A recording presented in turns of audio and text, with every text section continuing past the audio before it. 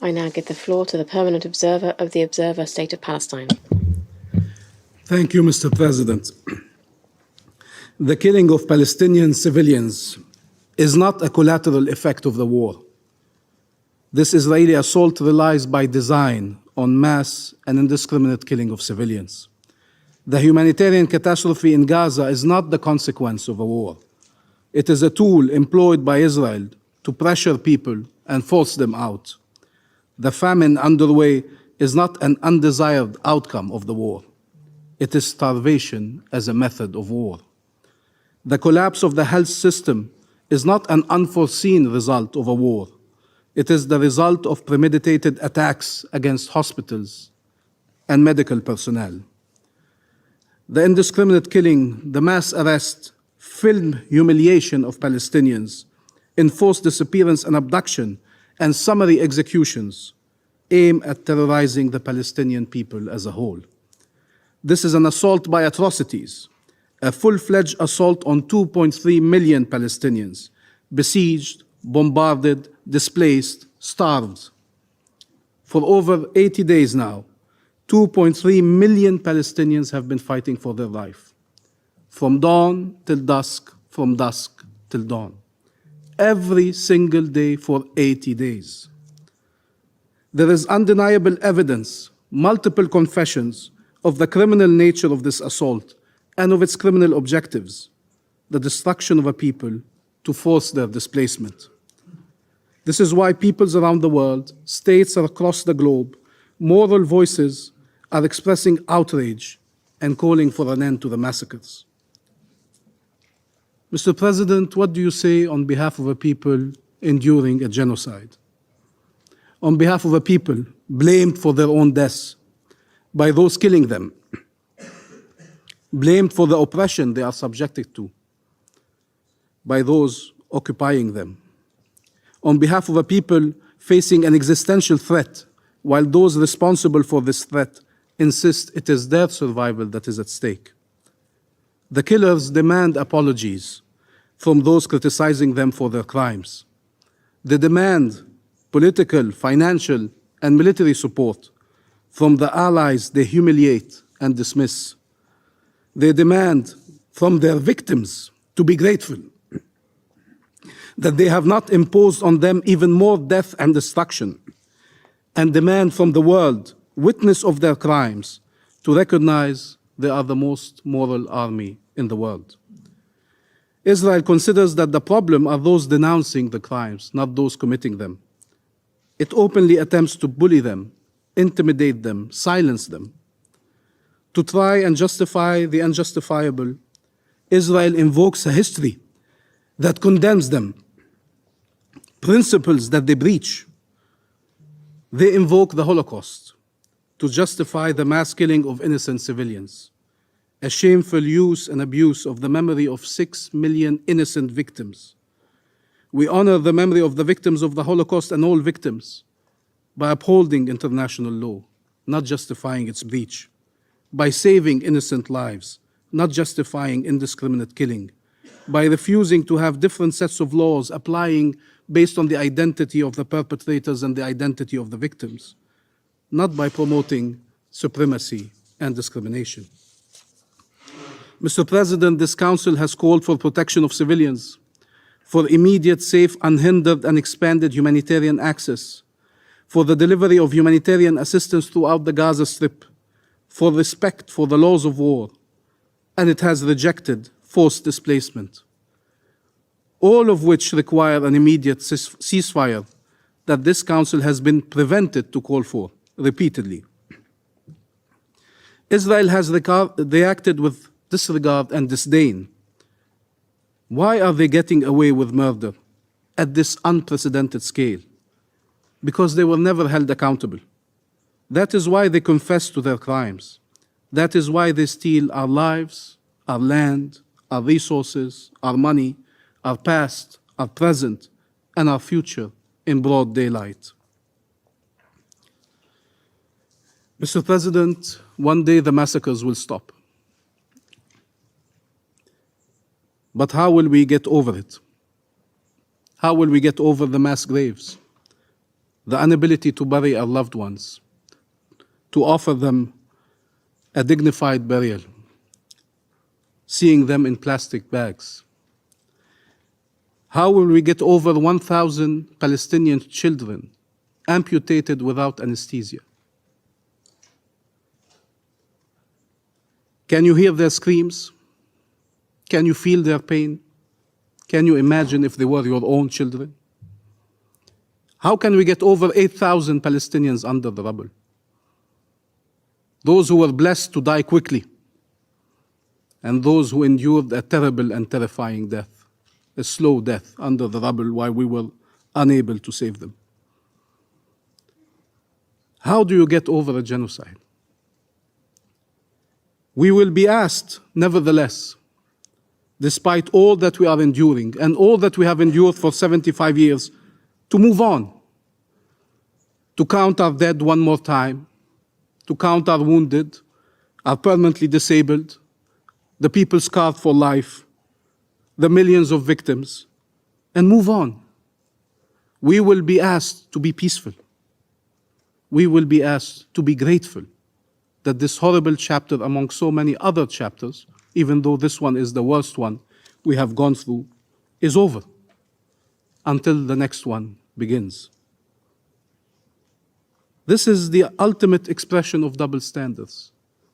The other side is never asked to move on if Israelis are killed, never asked to be peaceful in such situations.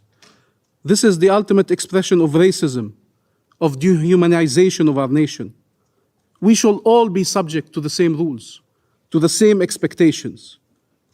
We should all have our humanity recognized and respected. Those who have dared till now to find a way or another to justify what is happening in the Gaza Strip will have to endure shame forever. For those calling on our people not to seek vengeance, not to resort to violence, they must support our efforts to deliver justice. That is the path we have chosen, justice, not vengeance. But till now, that path has been obstructed in the face of the Palestinian people, and no one has ever been held accountable for the crimes committed against them. Israeli impunity cannot be allowed to survive this assault. So finally, Palestinian survivors can live with the sense that the massacres will not resume. The horrors this impunity has led to will continue occurring until this is brought to an end. Mr. President, the world is discovering the true Gaza while Israel is destroying it. They discover as Israel destroys our university and schools that we have one of the highest literacy rates in the world. They discover as Israel destroys our historic mosques and churches that we have religious diversity and a Christian community in Gaza that is an integral part of our history, our present, and our future. The world discovers the name of brave Palestinian journalists and doctors as they learn they were killed. They discover about a young Palestinian generation that was able to be creative and to perform and to try to lead a life in impossible circumstances, only to face death once again. The world discovers human beings who, despite repeated assaults and a decade and a half of blockade, somehow preserved hope, cultivated it, built their homes to see them destroyed, built them once more, saw them destroyed once more, built them again, built their lives despite loss and suffering. From within the ruins, they were able to rise again, only to face death once again. They found a way back to life, only to see death and destruction haunting them once more. Until when? That is what Israel is attacking. Hope. That is its greatest enemy. The fact the Palestinian people have not relinquished hope. The ability of our people to resurrect. They want to make sure that Palestinians in Gaza have no homes to return to. They want to make sure they have no life to return to. They want to make sure that life in Gaza is no longer possible, with one aim, what they call voluntary migration. Voluntary. 21,000 people killed, half of them almost children. And by the way, we mentioned the children and the women. Many innocent men have been killed. Voluntary migration, the code name for forced displacement. These are the options for Palestinians: destruction or displacement, death or displacement. Mr. President, in Bethlehem, Jesus' birthplace, celebrations were cancelled. But in reality, the message delivered and embodied by Jesus was celebrated by standing up and speaking out for the Palestinian people in Gaza, for the oppressed, as he would have done, those who suffer, as he would have done, those who endure, as he would have done. Bethlehem itself endures its share of pain and suffering, mutilated by a wall, and like all cities and villages of the West Bank, victim of constant attacks by settlers and occupation forces.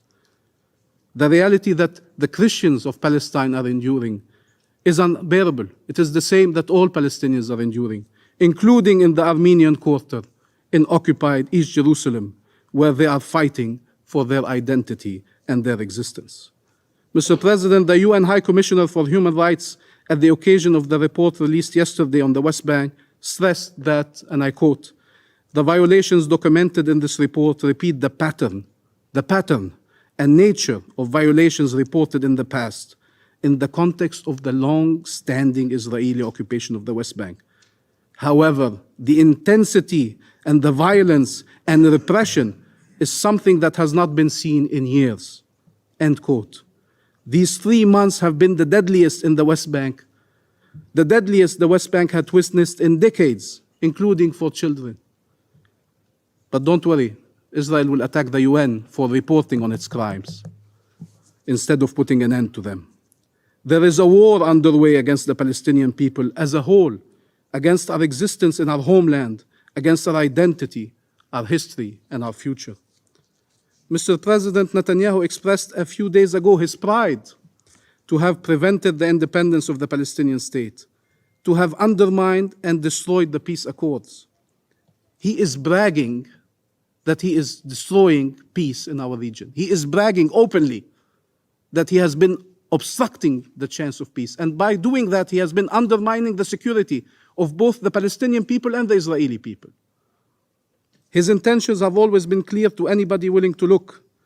He has been one of the main protagonists of the war for Palestinian geography and against Palestinian demography in the last 3 decades. Netanyahu's political platform is denying Palestinian existence and rights. His political survival requires a never-ending and ever-spreading war. Netanyahu continues rewriting history 75 years after the Nakba, saying that Palestine was a wasteland when over 1 million Palestinians lived in cities and had a cultural life and a political life and life, just life in that land, to justify prolonging the Nakba and attempting to finish the job. We have been down the path of negating existence, killing and destroying so many times before. We have been down that path for 75 years. Anybody thinks it's a good idea to continue down that path? Israel announced several times it had handled the Palestinian question. Netanyahu himself told the world a few weeks ago, here in the UN, there was nothing to worry about, raising a map that had disappeared Palestine altogether. Does anyone believe the matter was handled? Does anyone believe that more killing, destruction, and denial of rights will put an end to the matter? Recognition of our existence and of our rights and their respect is the only way towards shared peace and security. That is our goal, shared peace and security. Mr. President, how much injustice can a nation take? How much killing? How much humiliation? How much pain? Our suffering is not inevitable. It is man-made, occupation-made. The powerlessness of some world powers is not inevitable. It is self-inflicted. There is an international consensus. There is international law. They were not elaborated against anyone, but for the benefit of all. They need to be implemented. We remain committed to them, but they need to protect our people. We cannot only have obligations and be denied our rights, and the other side claims all rights for themselves and no obligations. That's not how international law works. It needs to be implemented, as we are witnessing before our very eyes what their breach leads to. Mr. President, as we approach the new year, 75 years have come and gone, and there is a nation still deprived of its land and of its most fundamental rights, still occupied, oppressed, and killed. Our people have outlasted the massacres before. They will outlast them once again. But those killed will not be brought back to life. Those scarred will never truly heal. The impact of the Israeli massacres in Gaza will be felt for decades. Of course, for the Palestinian people who bear the wounds on their flesh, but also in our region and across the world. And if hope is not restored and freedom does not prevail, no one can predict the next chapter of this tragedy. But everyone knows it will be worse. As the world welcomes a new year, the massacres in Palestine continue, the injustice continues, the suffering continues. How many Palestinian generations will have to suffer before finally being able to live in freedom and dignity and peace in our ancestral land? We want to stop seeing our Nakba grow and finally be able to see our children grow. Thank you, Mr. President.